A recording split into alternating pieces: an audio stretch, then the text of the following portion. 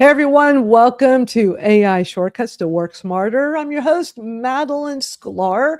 I help content creators and entrepreneurs master AI tips, tools, and shortcuts. On today's show, we're going to talk about what's new with ChatGPT and Claude. They got some new features that I've come across that I want to share with you all, as well as some new things with Magi, my favorite all-in-one tool.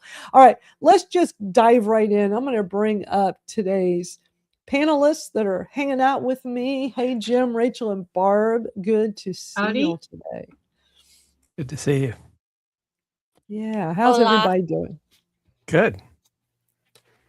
Good. It's interesting too, talking about AI. I know that now the big news, I know Rachel's seen it on Substack, is they have a tool that will let you know if something is AI, but there's a lot of controversy because people will test it, and if it was AI, then it's not AI, then it's AI. And Oh, I've seen those tools. I was playing with one like a year ago and it was awful. Like it because I was like, okay, I'm going to do a test. I'm pretty sure I showed it here because I was just I couldn't believe that, like, if you're going to put out these kind of tools, trying to make them accurate. So they had a box and you could just copy and paste something that you think is AI written, or whatever. Like, it was just this box I think you could like upload files to or whatever. So I'm like, I'm going to just type something off the top of my head. And it's not AI because I'm writing it in real time. And it told me it was like, I think 90 something percent AI. And I'm like, well, there you go. So I don't know. I don't trust those all that much. This one is a company called Panagram, which has been around for a while, and I heard of that one. Yeah. Yeah, it's been used at an academic level and like high level stuff. The problem is that people are doing what you did. They're typing in their own stuff.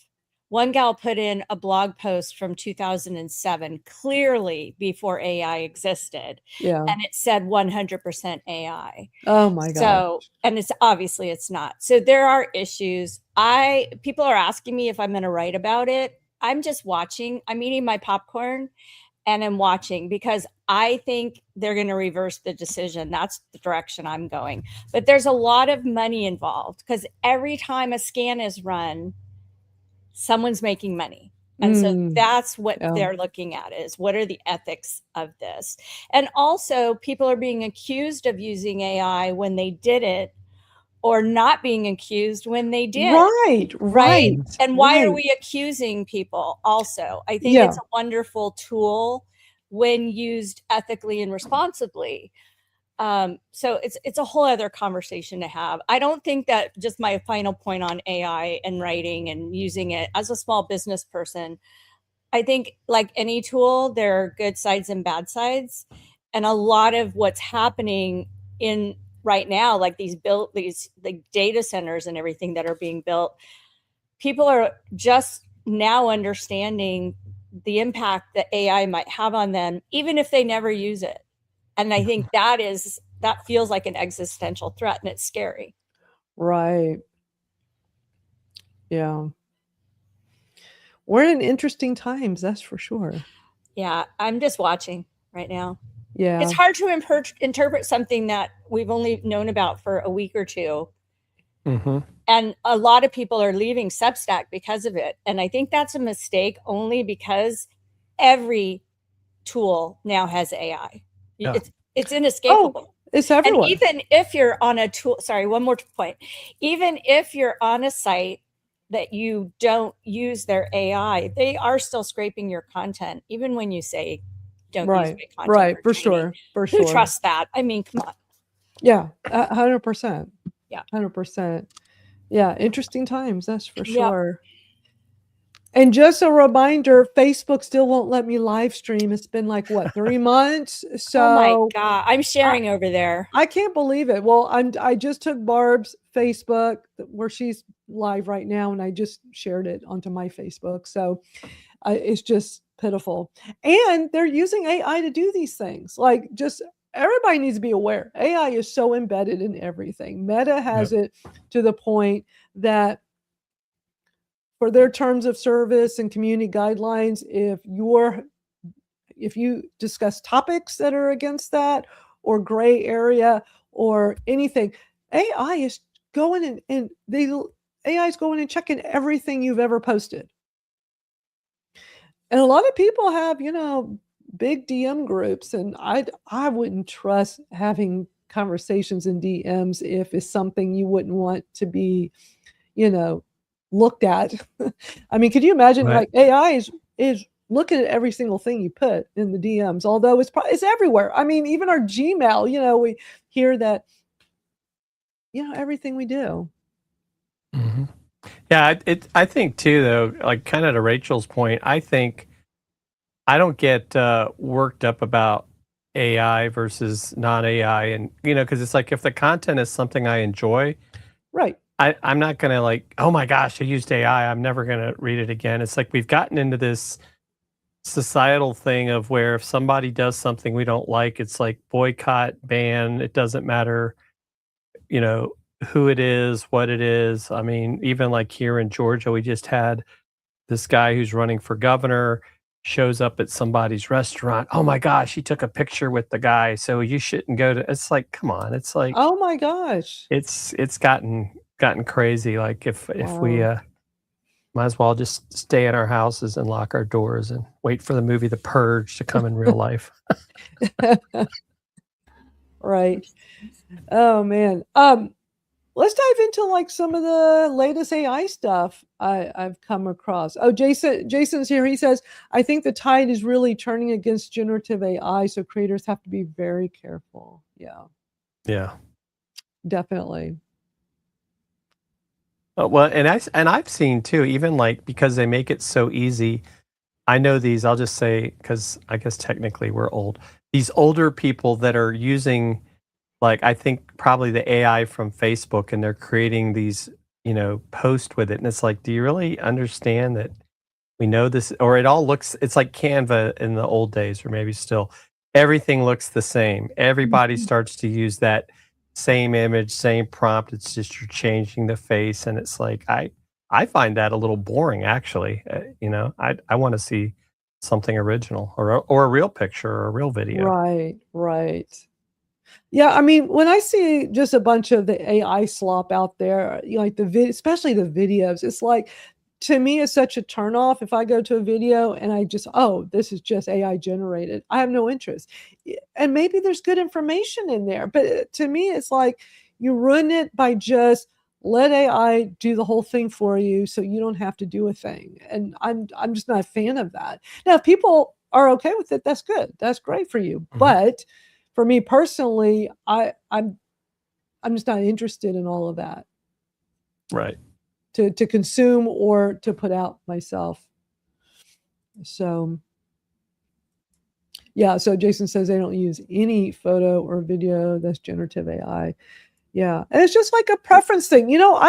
I've been playing with some of that, and I do have some posts, and even in my Skool community for like my about page where I'm utilizing, like, being able to take I've been able to take, like, a headshot that I just took right here at my computer, and I can use AI to make it look more professional. That saves me time, and it saves me Mhm. money. I don't have to go do because I've done professional photo shoots. It's time consuming, it's expensive, and you gotta wait for all of that, like, it's not a I I'm gonna show something that I have in our Skool community, though.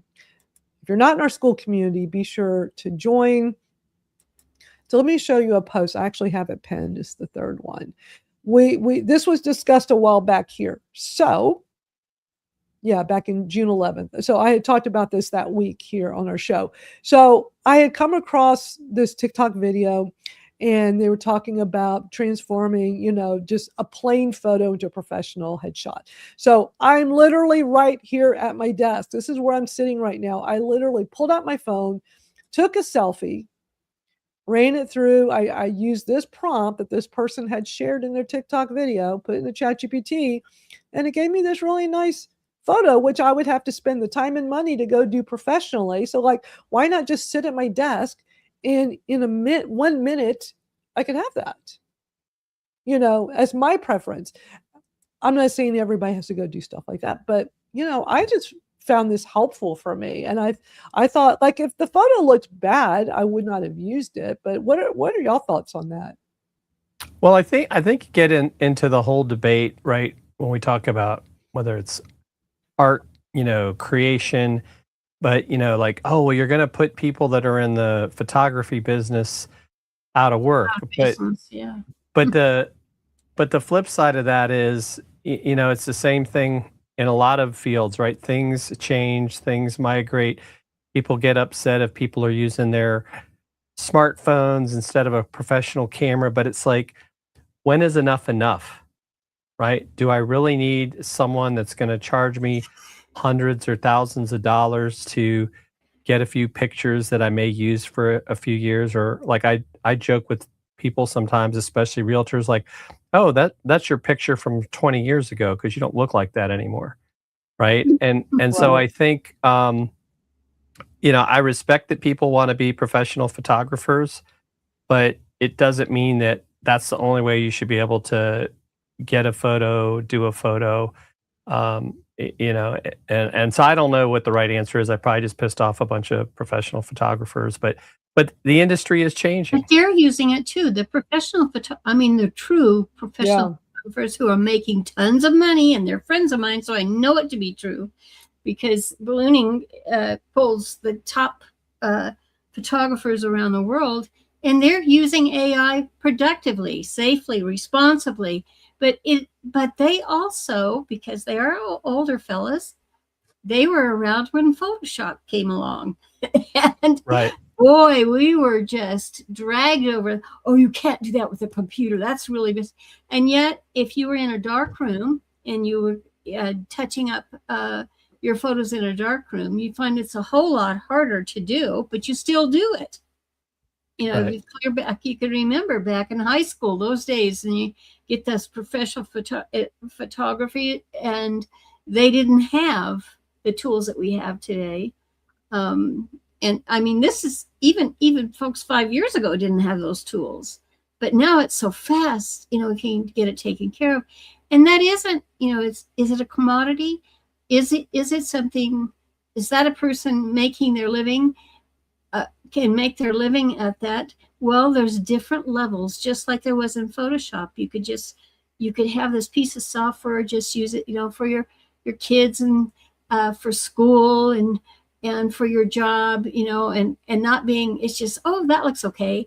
But now, in a matter of seconds, if you know the right words to say, that we call them prompts, but if you know what to tell the AI, it will even you can use the word Photoshop. You give it your background information, tell it what tools you use. And, if I were using Photoshop today, I would be using this and that, and I'm telling you, if you work with it, it actually is a good thing. It really is. It saves you, because why would we use it? It saves time, and time that we can spend with our families, people to people.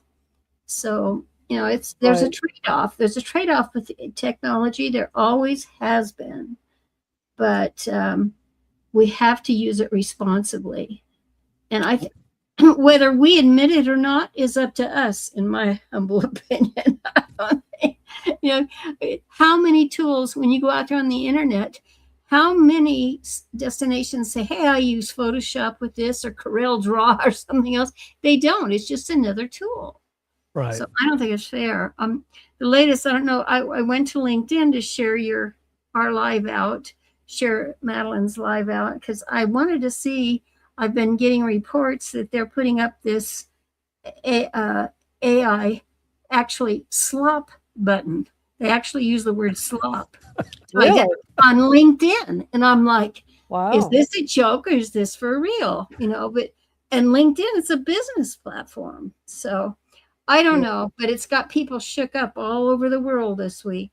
I think Bunsen brings up a really good point, though, about we don't even realize sometimes that these tools we're using to make stuff maybe have stole some of that, you want to call it background, that allows you like to create the cartoons they were talking about from somebody else. And so I think that's wrong. And I know there's been a lot of, we don't always hear about it, but like lawsuits by like Getty Images and others, that they're stuff has been in getting trained by these AI tools without their permission. So I definitely agree that's an issue. Yeah. But again, way back when, and copying the images, if you go back in time, everything is on the internet. That was, from Getty, because there were other methodologies used to actually generate a professional photograph. The photographers had the studio, they used all the chemicals and all of that stuff, and we didn't need to do that anymore. And yet, Getty has, because they had learned how to frame a shot, the lighting, everything that went into a quality photograph. And so they set a standard that way. Same thing happened back then. So it's just that tools are different and they're faster. I mean, things that we can do in a matter of seconds and minutes versus hours and hours, just. Right. Well, back in, so I was one of the very first web designers in Houston in the mid 90s. And back then there were no software programs that you literally typed HTML code off the top of your head, typically in Notepad. I always use Notepad for that. And then out comes Microsoft Front Page. And it made web design easier for anybody. And all of a sudden I go from getting so much business because nobody knew how to make a web page and this is back when people were making their very first ones. I put together a lot of different companies' very first websites. And Microsoft Front Page, all of a sudden, people would literally call me up. Yeah, my son made this website for us in Microsoft Front Page, and we thought we could do it ourselves, and we realized it doesn't look very good, so we need you to take a look and see if we can just pay you. But it shifted this perception of like, the WYSIWYG, what you see is what you get. Technology, allowed people to do it themselves. It looked terrible, but now everybody could be a web designer. And it's just technology is always improving, and it's going to affect, pretty much everyone at some point. But, being that was my business back then, I didn't look at it as like, this tool is going to put me out of business. That's where you got to be able to pivot as needed and come up with ways so that something like that doesn't wipe you out, I agree. Yeah. I want to show you all some of the things I've come across that are new and look pretty cool. ChatGPT, several weeks back, I was showing y'all how the voice feature had upgraded, right? Because I love just talking to ChatGPT like a person. Anybody can do it. If you're on a free account, you can do it, or a paid account, doesn't matter. You're more limited with how long you can do it on a free account. That was the first main reason why I first went with a paid ChatGPT $20 a month plan a few years ago, because of that feature. But they've made some upgrades, and I came across this really interesting tweet that OpenAI put out. They have now added the voice there's the new desktop app. So a few weeks ago, I was mentioning about how I've been using the OpenAI Atlas browser, something they came out with last year. And I like it because ChatGPT is right inside of it. So it just makes things a lot easier for me. But they are going to discontinue it next month in favor of this new desktop app, which I played with a little bit. I'm not fond of it yet. I just need to spend more time in it and get used to it because it's different. But on the new ChatGPT desktop app, they've added this voice feature, and it seems pretty cool. I want to play this video because this was really interesting. Hey, chat, put yourself on the projector. Play my day list. One moment. So we got to prepare some launch materials for the voice launch next week. Could you help us draft some blog posts? Absolutely. A simple first pass. Meet Voice in the desktop app. Voice makes it easier to move work forward naturally. What do you think Use your about that? computer without breaking flow. Let's ship it. I got this feature idea for like some last minute polish we can do. I'm gonna ramble a little bit, and then I want you to ask me some questions and push back on me. It looks like we can get pretty far just inside the shader since it already has the audio and phase inputs. Codex, could you go check the feature flags and make sure they're all configured properly? Wait, there's also a new bug report in the feedback channel. Can you spin up a new thread, make a pull request, find the root cause? Let me take a look. Found it. It was that feature flag. Totally misconfigured. Happens. We've got everything set for launch, right? Yeah, I think we're ready to go. You get the idea. Just set a goal and then tag the team for review later. I'll check in with you from my phone. Got it. I'll create a follow-up goal for that. And then just, make no mistakes. Well, that's interesting. Is this a good thing or a bad thing? It just seems like ChatGPT is doing all the work and they all seem so casual hanging out, but it's cool that they're just talking to it and working with it versus all the typing, right? Right, but they're bright boys. They're bright fellas, I should say. Boys. Yeah, it's cool though. It's really cool. But like that's where technology is going. Whereas voice, whether you're using whisper flow, voice to text, or just straight up talking to the tool like that, like we just saw. What do y'all think of all this technology? I think you'll always have to, what we have to remember, some of us take things for granted a lot too much because, I have friends who are hearing and sight impaired. So voice is not going to work for them. And here's where technology is a true blessing. And actually AI is, that is when you research all these tools, they are addressing that so that we can level the playing field. So people who can't hear well, then they can see the text, they can manipulate the text, and they can talk just like you've demonstrated through the text feature. We don't take that away. We just augment that with the voice. So, and you just have to be around folks that have things like, have trouble hearing or trouble seeing. And then you can see it happening firsthand and how valuable these tools are and farther forward. I don't believe that AI has been a detriment to the hearing and sight impaired folks at all. Because even if you talk, I think I've told you all that, I have that macular degeneration in my eye that I'm losing some of my sight. And over time now, I probably don't have more than a couple years left. And so it's like, what would happen if you woke up tomorrow and you couldn't see anything? And how would you deal with it? Well, I can talk to ChatGPT right now and prepare myself, actually. Right. But one of the big things was I need to see the text larger. So it's that simple. So we're not going to get rid of text, but the audio is going to, because we can be audio, we have more folks that can hear and speak. It will move faster. But we as human beings can't let each other down because we're not all the same. And it's like, how do we address all of that? And I think it's a good thing, but who am I? What do you mean? Who you're Barb? That's it. Now that my ballooning community is even waking up and goes, oh, well, that was because you talk about the, developing the website. I was the one that was working with Microsoft for the introduction of Front Page. I actually had to set up a website. It was on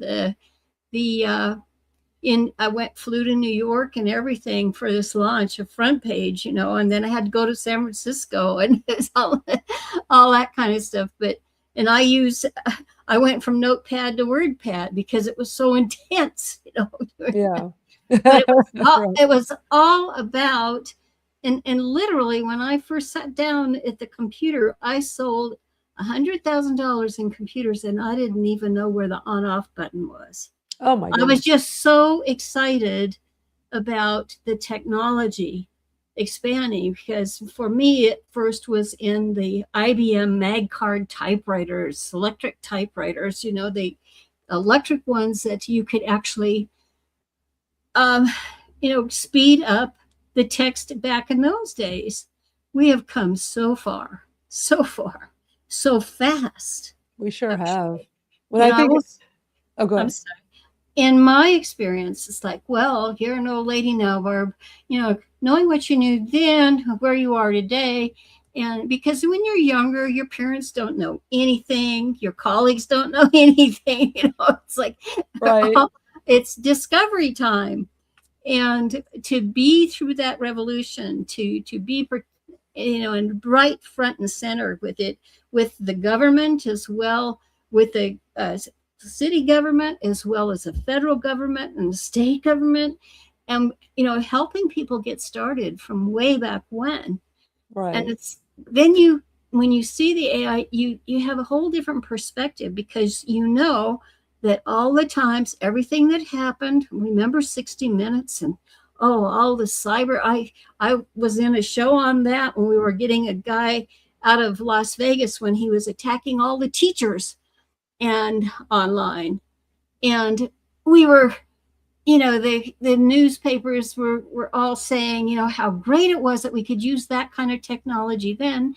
And we know you can build an avatar that can go out and threaten people and all those bad things. It doesn't matter what it is. It's people are people. Right. Some are gonna use the tools for good things and some are not. And so we just have to stay ahead of the game by doing the very best we can with the tools that we choose to learn. And I, like you, have really spent more time with ChatGPT than any of the others, and I'm happy. And I'm happy I'm still able to do it. And I think we've come a long way. We definitely have. So ChatGPT has been upgrading their voice feature. Well, so has Claude. Claude's been, upgrading theirs, and they put a tweet out last week that their voice mode, they had the voice mode, is not as good. We watched a video here, like a month or two ago, that one where it was Claude it was Bernie Sanders having a voice chat with Claude. And it was interesting. Like, it's not bad, but not the level ChatGPT does, audio, voice, and the way it processes and stuff. But I guess they're all making their improvements. So I'm going to play this. They've got this short little video on here that they posted. Let me play it. Morning, Debbie. So what are we working on today? Not much to it, but I guess I want to make sure people know that they also have a voice available, which I think is good. I'm noticing a lot of these AI platforms, they're all jumping into this now, even though ChatGPT's had it for several years. So the rest of that tweet thread talks about how voice conversations now use more of the models, including Claude Opus and Sonnet. So you can, basically have conversations, I guess, in the same type of way we do on ChatGPT. It's interesting, Madalyn, because a friend of mine just posted on Facebook how we as people aren't having conversations with each other by voice, but yet now we're using AI and talking to it. Right. Great point. So I just think it's fascinating, right? You can sit there and have this whole conversation with it, and right, if you don't train it, it's always going to make you feel really good about yourself. Because it's designed to be pleasing as opposed to being realistic. Yeah, sometimes having my ChatGPT, having my conversation, sometimes it's just too nice and just agreeing with every single thing I say. Right. Like, you really have to push back on it from time to time and be like, don't tell me what I want to hear. Tell me what I need help with or what I need to know. Mm-hmm. So we actually had training is everything. We just had a quick, and I used AI to help me, but we had this bird that's been in our carport since this morning, and I thought it was kind of weird because when my wife went this morning, it's a little bird. It didn't move, and so when my daughter went into the carport, the bird was still there, and it's kind of struggling. So I went and got a shoebox, and she's going to take it to like a wildlife place. But, nice. But AI told me, put it in a box, put holes in the box. So like, what do we do? And it gave me, some other resources. So AI is helpful for stuff like that when you don't know what to do. And I've told you all a million times, and I do this all the time. I was doing it yesterday. Like, instead of like just going back and forth and describing it, it's like, if I have whatever it is right in front of me, I just turn the light, because on ChatGPT, if you're on a paid plan, you can do the live where when you're doing it on your phone, you press the button and it can see I can just point my phone at whatever and have it look at it and ask the question. And it's just so quick and easy. I love it. I do too. That'll be the last thing I give up. Yeah. Jason says it tells you what you want to hear, and then when you correct it, it just tells you that you are right. It does. It always like, oh, you're right, Madalyn. I'm so sorry. I'm like, oh my gosh. Yeah. It's funny. And then he says it goes and steals someone else's sock and says, "Here is the sock you wanted." You say that's the wrong sock, so it goes and steals another sock from someone else. Oh, that's so funny. That's one way to put it for sure. Oh, that is great. I loved it. Yeah. Love that. And then there's a really cool new thing with ChatGPT. I have not played with it yet, but have y'all heard that there's this new health feature? Like there's that finances feature, which I like. I haven't been using it lately. I need to remember to go use it, but I like that I can just quickly, easily converse in there and it has all my stuff. And I know I was like, should I use that? Should I turn it on? And you know what's so funny? It's like, I had to remind myself, I've been using Rocket Money for several years. It has all the financial stuff. It's like, at least with ChatGPT, I can like ask it things and learn more and get more out of it. I mean, we all use all kinds of online banking and, but now the health is like, okay, but that can be, very private information, just like our finances. But I came across, so it's a new feature. I haven't ventured into it yet, but let me play. There's this video I came across where the guy explains it really well. So let me play this for y'all. ChatGPT just launched Health, and honestly, this may be one of the biggest updates yet. If you have access, here's how you set it up in less than a minute. Open ChatGPT and click on More, and then Health in the left sidebar. Now, if you don't see it yet, don't worry, it is still rolling out. It's brand new. Next, here's where you can connect the health apps you use. For me, Apple Health. You can toggle on what you want it to read, and it'll give you information on everything related to your vitals. You can add other things like medical records, MyFitnessPal, Function, Weight Watchers, Peloton, any of the health apps you use out there. But here's where it gets really cool. At the top, you can swipe through options to get data sets, or you can ask it things like, summarize my latest blood work. How's my cholesterol trending? What should I ask my doctor at my appointment? Or even create a workout or a meal plan based on my health data. It's like one place to understand all of your medical information to prepare you for what's next. Now, this doesn't replace your doctor, but it makes you feel much more prepared before your next appointment. Hope that helps. What do y'all think of that? It's interesting. Well, my wife definitely uses it sometimes to ask questions about health things, and I kind of laugh at her sometimes. It's like, you sure you want to trust that? My worry is the like HIPAA guidelines. Are they training on this? Right. There's some Great really point, Rachel. that I worked in big pharma for 17 years, and to me, that's the scariest part. Is it might be really helpful for me to dump all my data in there. It's also very helpful for that AI company to have all my data. Right. And that makes me nervous. Yeah. It's nerve-wracking how much of our personal private data is out there. I mean, look at all the stuff the government's doing with all of our data that we hear about. It's scary for sure.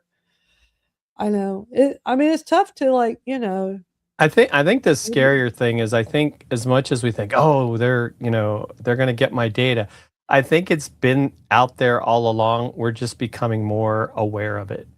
I remember talking to a friend that used to work for it used to be like you had to pay to get this information, but you could get it.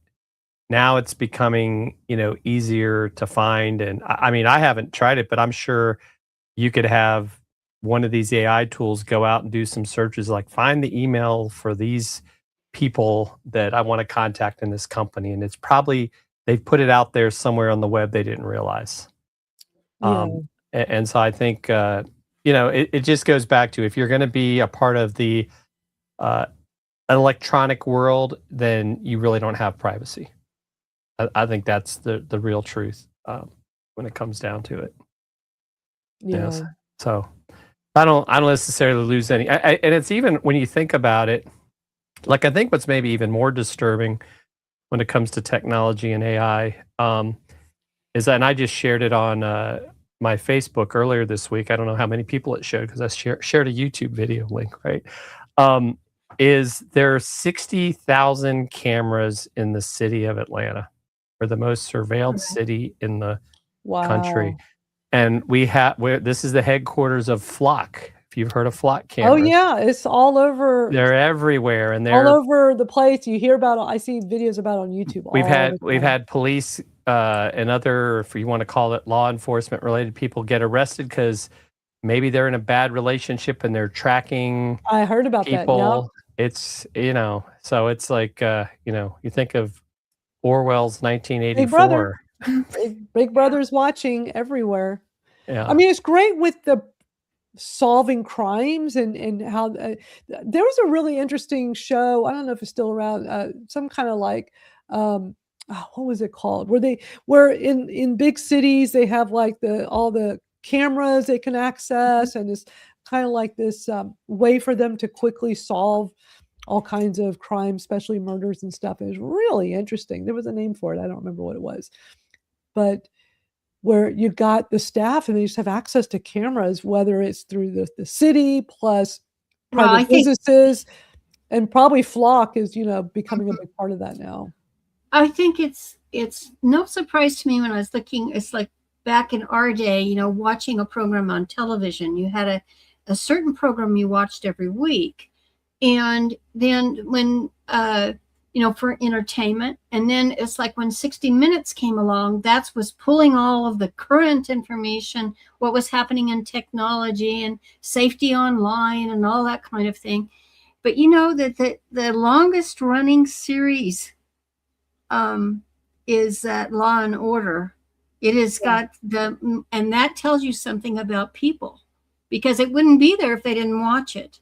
Mm-hmm. And so in these last 2 seasons in particular, well, it's been since you can go back to 5 years and they'll talk about AI, but now it's really big on that every episode. So that tells you something, because, that's what, they mimic life. And then one of the most popular on the new ones on Netflix, I think it was, it's a documentary on a girl that, the trust. I just watched it yesterday. I can't remember the name, but it's about trust. And it turns out that they get a U.S. Marshal and his wife. In the end, the lady that they got put in jail over doing things, and communicating, doing that with technology, they're the ones that end up, with he loses his job and she gets 5 years in jail and all of that kind of thing.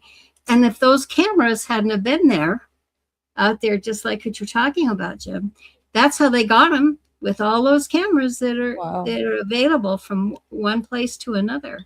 And that's the first thing they ask when a place has been robbed or something. They ask, "Where's the camera? I want to see the camera." And then they step outside that establishment and look all around for other cameras. And then, of course, we're in the social media age, and there's people with their phones, and they're saying, "Oh yeah, I'm a citizen journalist, so I'm just going to point my phone over that." So it's crazy. And even if they don't want to do it, they upload that video, say, to Flickr or somewhere else online, and the lawmakers can actually get to that stuff. So, and that's what's been proven in these things. And I just think you've got to take personal responsibility for whatever it is. It's us, it's the people. And we can choose to unplug technology, just walk away, and we can choose to plug it in. We're in control. But ChatGPT can be very, very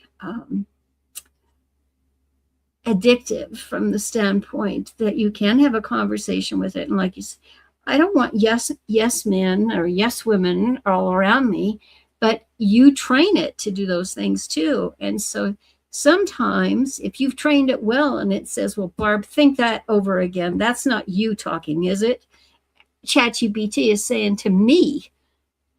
And I go, "What do you mean?" And then it points out all these things that I had given it before in a matter of seconds. Not, so I really think it's more positive than negative. But also when you train it to be more stern, sometimes it forgets, because I had worked on it several weeks back to just stop being such a yes person, right?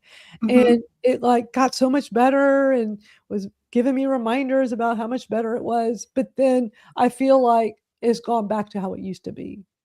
But that's just AI. It's not perfect. It's not perfect. So, and it also could be about that you're using it. If you are using it at the same level, that's one thing. But I notice if I'm off a couple days, or I have something else that's a priority, and I don't step in because I'm a routine person. I start my day with a list, and it's checking in to do these things, and whatever ChatGPT can help me with to make life easier, I'm down for that. And right. But if I stepped away and it was like, oh my gosh, we have to start back at square one again because it's forgot it all. Exactly. Look at what popped up in my ChatGPT the other day on my desktop. This popped up. It wants to know if I want to advertise in ChatGPT. And I'm like, we knew this was coming, right? But this is letting anybody do it now. Like, because I mean, this just like literally popped up last weekend. And yeah, they have like let me show you, there's like a whole page of information they have on this. Of course, it's going to open in a separate screen. Let me get it on here. Okay. So yeah, it's like a whole thing now. My understanding, I mean, anybody, I guess if you're going to give them money, they'll take it, because now, you can advertise in ChatGPT. Now, since I have the Plus account and I pay $20 a month, I don't see ads. I'm curious, anybody with a free ChatGPT, have they been seeing ads yet? I'm interested to see, like, how are they popping up? Like this shows right here on the left here, like sponsored. So it's probably going to be very much like when you do a Google search, I guess. But I guess I wonder too, how does that impact search even if you're, free or paid? It's like, if I want to put my book out there on a category, is it more likely to show up now on ChatGPT results because I'm paying them versus it wouldn't show up at all? Well, look at what this says here. So it says clearly labeled ads are clearly identified in the experience. They'll be separate from answers, as remain distinct from ChatGPT responses. So that pretty much answers that. Yeah. People control how their data is used for ads.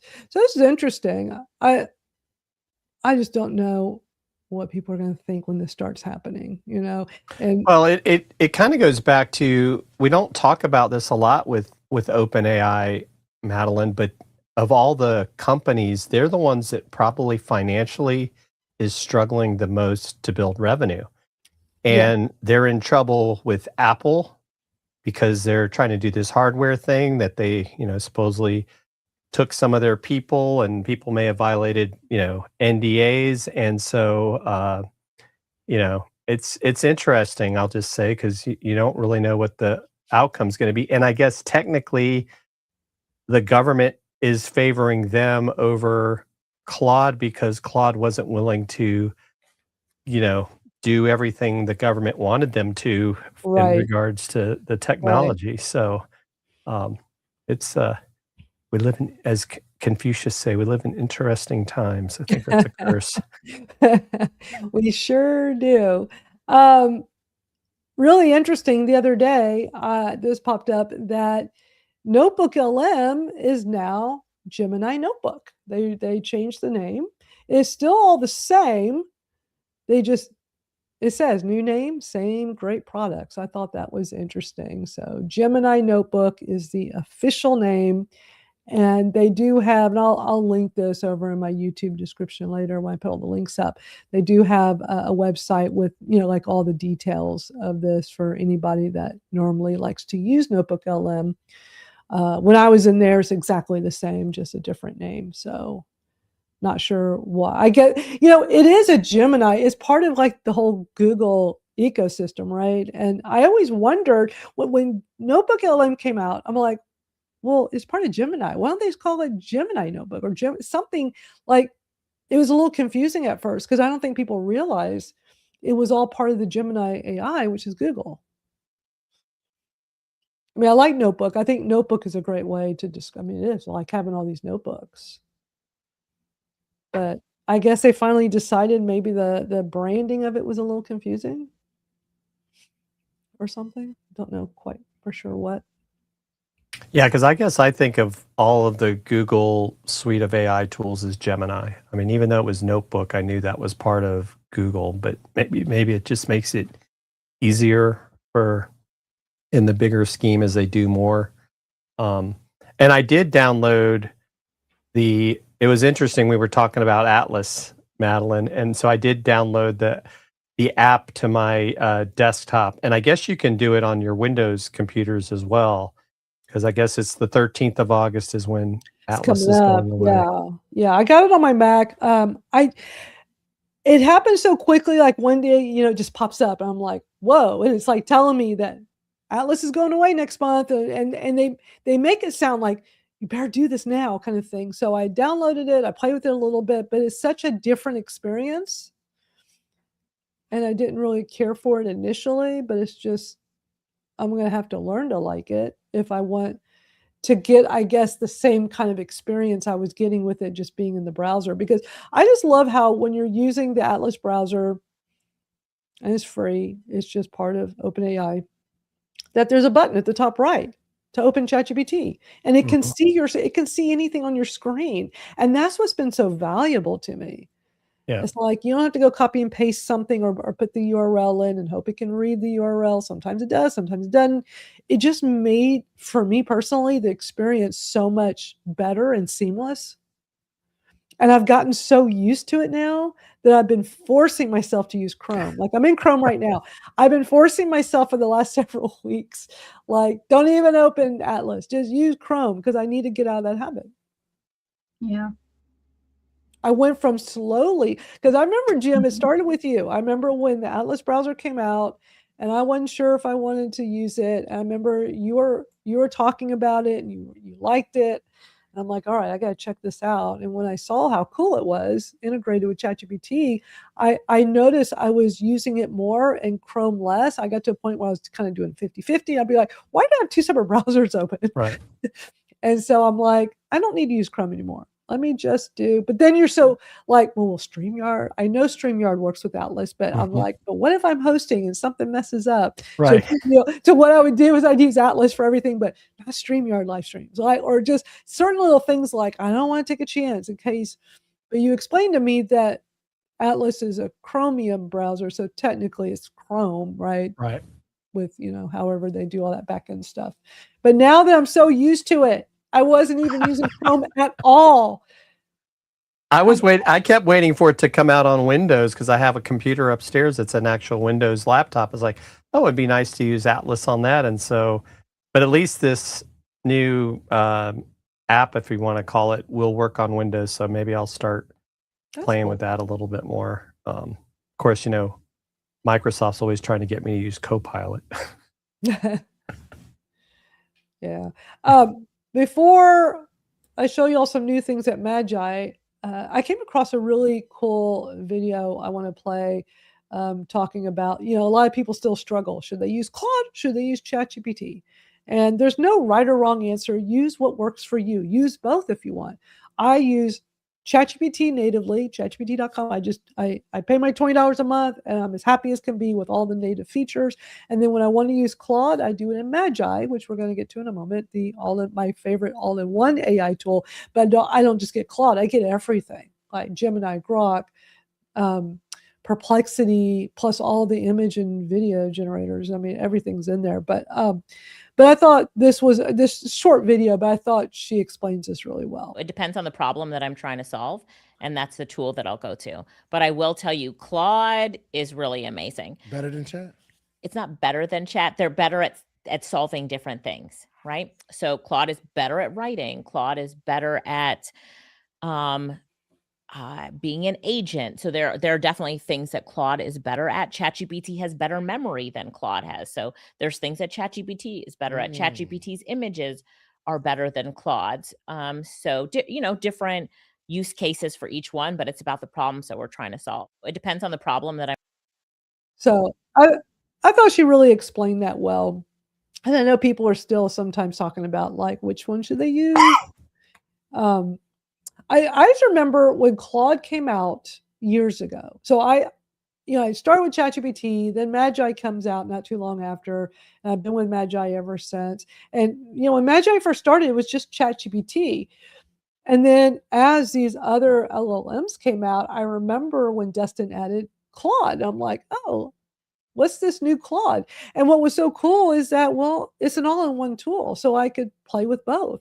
And I would write with ChatGPT, and I'll be like, well, let me go put this into Claude and see how Claude writes it. And I remember in the beginning, it was like, they're about the same. And then it became a point months later, Claude was better at writing. So I started using that, even though I could use either one in Magi.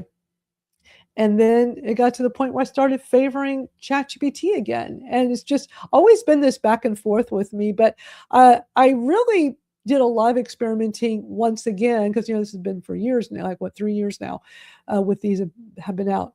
I started about, I don't know, maybe earlier this year. I'm like, let me kind of play with Claude some more. Maybe I'm going to like Claude. I know so many friends and colleagues that just rave about how much better Claude writes. So I utilize Magi, and I just go back and forth. I'm like, let's see who writes better right now. And it's always changing because they're always changing their models and stuff anyway. And I found that Claude was writing a little better, so I was just doing that for a bit. And then I was back to, well, when ChatGPT came out with Images 2.0, and those images were amazing, I'm like, okay, I got to go play with ChatGPT some more because their images are way better now, and I might as well just work in there instead of all this back and forth. And I like their writing style better. But I always tell people, use what works for you. You may find you love the style of the different Claude, like people love the Claude Sonnet for writing. Try the different things. You can do it on the free, on any of these LLMs, but you can also use an all-in-one tool. I have the best of both worlds, so I like my system. And my system's not for everybody, but I like my paid ChatGPT for $20 a month and my Magi for $20 a month, and I get everything I could possibly need.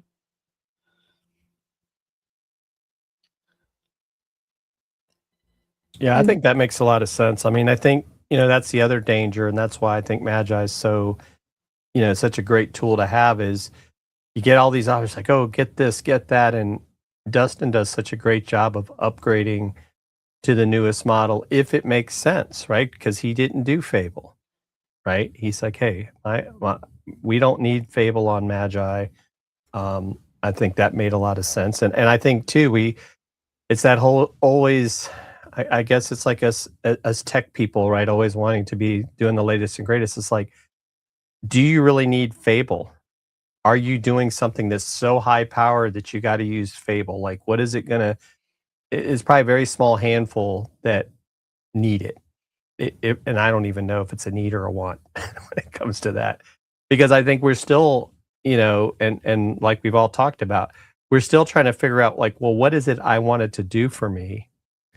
And because I think for me, I want to be genuine. I want to be me. Yes, I like the assistant, right? But I don't necessarily want it doing everything for me. I don't want it acting as if it's me. That's where, right, the machines start taking over. Yeah.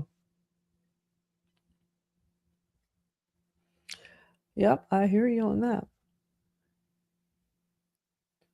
We're going to wrap up. I'm just going to show there was a post that Dustin from Magi had posted over on Facebook that they've made like all these updates and stuff. And I just haven't had time to go in there yet, but he did this post the other day that they have a feature called personas, but it's now, I guess, being called agents because they're basically AI agents. And you can build them from right inside a chat, give it skills, edit, delete, all without leaving the conversation. It says the AI builds the AI now. Skills got smarter. not just instructions, full bundles, docs, scripts, images. It sounds like it got just a major upgrade. So the chat got a memory upgrade. When you had your long, messy conversations, not anymore. Pen what matters, navigate instantly. So it sounds like I need to go spend some time in there. It sounds like a lot of new things. And every LLM in Magi can now generate images and video, any models, any aspect ratio, any resolution, duration, and audio included. Have you played with any of this, Jim? I haven't played with it as much as I probably should. I think I'm still in that, I use it for some things, but like actually getting to the point where like because I feel like you say, oh, I'm going to go learn this. And like, oh, but now there's been an update. And it's like, now, I'm still trying to figure out like, what's the best way to learn? And do you go into Claude or do you go into ChatGPT? And I guess I'm doing other things. Like I discovered some new things with Camo that you can do. Like you can, you can actually, I live streamed to Substack with Camo Studio the other day with RTMP. So, and you can buy Camo for lifetime use for like 70 something bucks. And you can use it on your iPad, your, PC, phone. And so it's a great tool. So I start playing with that. So then I get sidetracked from, what I need AI to do. The thing is, we have so many options at our fingertips. There's so much. That's why what I do here each week is I come across interesting things and I'm just passing along what I've uncovered in case this helps somebody. I mean, many times people are like, oh, I didn't know I could do this thing in ChatGPT, or I didn't know about this new tool that came out or whatever.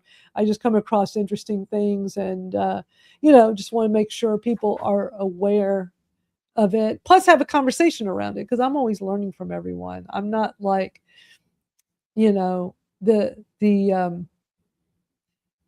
just because I'm hosting this, like I like having just this group conversation about all this so I can learn more too. Right. Well, I think that's one of the things too, Madalyn, that I think is so good about what you do is there's too many of these people that try to come across as like, oh, I'm the expert. Oh yeah. Right. And they're the guru. They're the all-knowing ones. And it's like nobody is there might be a couple of people that are experts on AI, but they've been doing it for 20 plus years and they're not the ones selling these products. Right. But, we have a lot of marketers that are now AI experts, supposedly. Certified. Yes. Certified. I'm certified. That just cracks me up. That gets me back to the whole life coaching thing. Oh yes. My God. It drove me crazy for 20 years. So I got certified by 4 different organizations. I'm definitely certified by all of these things. It's like, what the heck, people? You just got to live. And the most important thing that each one of us have to do is learn how to communicate. Yes. And the AI tools can help you with communication. That's the thing. Yes. My husband has bugged me for 50 years. It just, men, I just don't know. They are not the same as women. You tell them something and it goes one ear and out the other. So I had a chat with GPT about that. And I said, what am I going to do? I'm almost at the exit line. My husband won't listen to me. I like to make a list every single day and go down that list 1 through 10. I'm not going to share the conversation that ChatGPT had with me about that, but it didn't sound like any robot. Oh, that's funny. And that's the truth. Yeah. This is always a great conversation. I love doing this each week with you all. It's always great. And just interesting stuff we talk about. And FYI, y'all, so this chat we do, this live stream every week, Thursday at 1:00 Eastern, this whole thing started, and a lot of people that I know in the community here is from my Twitter Smarter Twitter chat. And tomorrow is the 11-year anniversary of when I started that chat. I know that because it's in my Facebook memories. I posted this 11 years ago today, and it came up in my Facebook memories. I was so proud of myself making this fancy graphic in Canva, and Canva was That very looks plain so back then. cool. But I had already been hosting Twitter chats, and for those that don't know, with Twitter chats, like the old school Twitter chat where your chat revolves around a hashtag, and we hop on Twitter and we're just typing like crazy, having these Twitter chats. And I started the Twitter Smarter Twitter chat as a way to connect with people and talk about Twitter and help people learn more about how to use it effectively in their business. I'd already launched the Twitter Smarter podcast, and that came first. A lot of people know me because of this Twitter chat right here. Mm-hmm. That's why I just want to throw some props, because what happened was this time slot was old school Twitter chat for a very long time. And then when Audio Spaces came out, and what was that? What year was that? Was it like 2021? I think it was 2020. Was it that long ago? I thought it was 2020. Well, Clubhouse came out in 20. You know what? I remember now. Clubhouse came out in late 2020 because it kind of was like this product of, the lockups and everybody being bored and needing something to do. Twitter was working. We all knew they must have been working on one. This is the wildest thing. I stumbled upon the Twitter team testing it, but they didn't have a way to make it private at the time. So I just saw something with some Twitter person, some Twitter employee I was following on Twitter. So it popped up in my feed. I'm like, what is this? So I clicked on it and I got to listen to them testing it. And it was so cool. So I was like, all right, who's in charge here? So I DM'd her and I told her, I said, I hosted this really popular Twitter chat called Twitter Smarter Chat. And we talk about Twitter and I help people with Twitter marketing. And I said, I would love to beta test hosting these audio spaces. And so I got to be part of that first group of beta testers. And so that was, I believe it was January or February 2021. Because Clubhouse came first. I just got on Clubhouse. I actually did a Twitter Smarter Chat over there as an experiment, separate from, we're still doing our old school hashtag Twitter chat. But I tested that, got accepted as a Twitter beta host. And so what I did for the longest time, call me crazy, but this is how I am. I still did the old school. Y'all remember this. I did the old school Twitter chat, hashtag Twitter chat, 1:00 Eastern. The audio chat, when I got eligible to be a host, I did that separately. I did that, I think it was like later in the day, right? I think that was the one, because when I used to do the live stream as the add-on, the extra chat, that was like immediately following. That was years before. And I've done all kinds of things with this chat, but did the audio chat. I was hosting too, the old school chat and then the audio chat version. And then after a couple of years, I'm like, why am I doing both? Let's just turn this 1:00 Eastern chat into the audio chat. So it was that, and did that for years. And then Twitter changed drastically and it wasn't the same. And a lot of people left because they didn't want to be on Twitter, now X. And then I kind of just rebranded it. I've still kept this 1 hour time period every week, but then I turned it into Learn with Madalyn, hashtag Learn with Madalyn, because I know I teach more than just Twitter. And so I did that. And then it became social media shortcuts.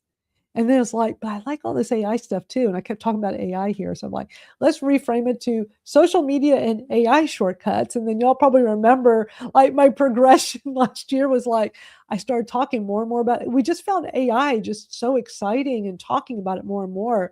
So I decided, let's just have this hour chat be really geared towards AI. But it all started right here. The Twitter Smarter Twitter chat. Tomorrow is the 11-year anniversary. 1:00. See, so we're still here. 1:00. Learn. And what has changed? We're still here to learn and share, just like my little JPEG, my little fancy JPEG says. But instead of Twitter tips, it's really AI tips. So I just wanted to share that because it's like going down memory lane. That's cool. Awesome. But that's how I know a lot of you all. Yeah. Was from the Twitter chat. And then Jim and I got to meet at Social Media Marketing World several years ago. That was super cool. Barb and I know each other from way back with my music community, way back when. Back in the 90s. Long time ago. Wow. And Rachel, I met you through the Twitter Smarter chat, I believe. And so many, I know Angel here live, and then Jason, I don't know if Jason's still here. So many people from the Twitter Smarter Twitter chat. It was such a great way to bring people together. And then Rachel, you had your own Twitter chat, and then you pivoted to the audio at one point. Yeah, I did. I did Spaces probably. I never joined Clubhouse, which I know got really popular in 2020. But when Spaces came over, a very good author friend of mine said, "Oh my gosh, this is so great. So much easier than typing, blah, blah, blah." And I took the 2 chats I'd been doing since around 2012 or so. I did sex abuse chat on my personal Twitter account. And then I transitioned that to a space, and then book marketing chat I did every week from my Bad Redhead Media account for years. I probably did that till 2023, Yeah, 2024. You're a long time Twitter chat host. Yeah, and then the Spaces, I didn't remember when Spaces started. We were like, well, should we just do both? Should we still do the typing chat? And then we did Spaces, and it was so much easier. So we said, so much easier. A lot of people were watching how I was doing it, like, because a lot of people were, they didn't switch. Some people didn't switch to audio chats right away, and then people did. But I was doing both for a long time. But that's just me to just take that on, and it's a lot more work. And so I know a lot of people. It was a lot more work. And then I don't know, Spaces got glitchy, and then it became X, and things just really changed, and a lot of weirdos were showing up, and it just became too difficult. Plus, so many writers left, so a huge portion of my demographic moved over to Substack. So that's a big reason that I moved over there. But I got so busy that I just don't have the time. I could do the audio book marketing chat and sex abuse chat over there. I just don't have the time. So I guess you have to decide. I mean, Jim and I were talking about doing a live to help people understand how to go live on Substack, and that it's not that difficult. And I said, well, he's got to be the guy in charge. I'll just show up and, be Vanna. Because I don't do those, but I can. Yeah. It's just one more thing. We're just waiting for her to be able to stand up. Yeah, exactly. It is going to happen. 4 more weeks. There you go. Yeah. But so it's interesting. I do love that there are audio and video options included in Substack that you can either make use of or not. Yeah, I think it's so great that they've added all these features. And just to think, Substack started off as a little newsletter tool, I know. Yep. You know what? Yeah. We haven't talked about Skool today. We haven't even mentioned it. Not one time. Did you all decide to give up? She did at the beginning. I showed it at the beginning. At the beginning. Yeah. And we talked about Maria moving her Spaces. I don't know if she still does them on X, but she's also on Skool. Yeah, she's been utilizing Skool a lot more. Yeah. So, but we have our Skool community. Come hang out with us there, because that's where the conversations continue. The cool kids hang out. Yeah, exactly. Are kids still cool? We are. I just want to say hi to Angel. I really miss doing the chats. I mean, we really all developed such friendships over the years, and it's kind of a bummer that it just sort of poofed. Yeah. Yeah. Well, live stream has gotten so popular now. It just seems like there's been a shift, because when Clubhouse came out, and then Twitter Spaces, now X Spaces, it definitely was a product of the time we all went through, COVID, the lockdowns, all of that. People really embracing the internet and community, and Clubhouse was so perfect for that. And then I knew Spaces would be way better and bigger because it was Twitter. Clubhouse was like anybody that wanted to use Clubhouse, although it was cool because it was new and it was the first one to really embrace the whole live audio. Everybody has to start at zero. You go set up. Yeah, that's all it was. Yeah. And I was like, why? Because there were rumors Twitter was working on one, and we're all like, why isn't something out? Because it'd be better, it'd be bigger, because we already have your established accounts. And so, it was exciting when they added all of that. It just really fit for the time we were all living in. But then people started getting more into live streaming. Now here I've been pushing live stream for 10 years. Well, I've been using it for way longer, but like 10 years, I've been trying to get people to embrace live streaming. I even added a live stream to the Twitter Smarter chat as a separate. That was the add-on, because we'd still do the old school Twitter chat. I think it was 2016 or 2017. I'm like, I gotta get people embracing this live stream thing, because this is so. It was when Facebook Live was newer, and yeah, so we would like right after the Twitter Smarter chat, the hashtag chat, then we just, all right, y'all, let's go over to my Facebook. We're gonna live stream, me and the guest. We'll be there for half an hour chatting, and people loved it. But people were not ready to jump on that bandwagon and do it themselves. But more people now are embracing video, and I think that's why Spaces is not the same. Well, and it's interesting because I think you might know Keith Keller or run across him, Madalyn. He goes live on Substack and uses Restream, but he does it audio only. So it's a live stream, but it's everyone's cameras off. And so I think it's one of those things that, I think sometimes the challenge is like, we're all sitting, we know we got a lot of people watching us on desktop or whatever. It's like, I think it's hard for people to interact with an audio only discussion. They need a little bit of that visual. And so I think, that's where I think you run into that challenge. What makes sense? And so, yeah, on your phone, you can listen to things, but I think when it becomes something, like I can see repurposing the audio piece to a point, but I still think that people are drawn to the visual. Yeah. I think that's, but there's still a ton of people, right? I mean, if you really look at the numbers, a lot of people still are not using video, whether it's in their business, whether it's, just to connect with people. And, I mean, just like you did with your video challenge, I mean, I think that was big, and hopefully you're going to do another one soon, get some more people to realize, get away from the fear of getting in front of that, camera and sharing your story. It's easier than you think. Yep. For sure. There's always great chat, y'all. Thank y'all for hanging out and doing this. And we'll be back next Thursday to do it again. So thank y'all for taking the time, and thank you for people watching us live or catching the replay. Sure thing. We'll see y'all next week. Have a good one, everybody.